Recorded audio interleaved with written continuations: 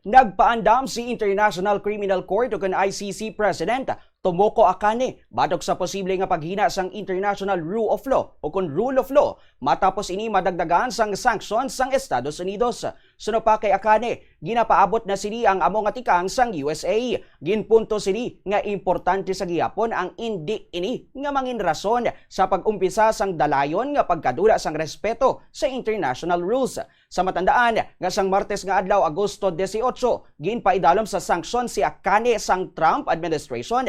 Amo man ang abogado nga si Abdoulaye Seye sang Senegal. Kabahin sa mga epekto sini amo ang pagdumili sa ila sa pagsulod sa Estados Unidos kag pagpatigayon sang transaksyon sa mga financial system sang pungsod. Sunod sa administration sang US, ang ICC isa ka corrupt and fatally politicized nga institusyon. Samtang gintawag naman sang ICC ang sanctions nga isa kahayag nga pag-atake sa kahilwayan sang korte. Ang ini nga mga bag-o nga tikang sang Washington ang kasunod sang nauna nga sanctions batok sa opisyal sang ICC kung sa diin ginaangot sa mga investigasyon sang korte nga may koneksyon sa Israel nga isa sa mga nagapanguna nga kaalyado sang Estados Unidos.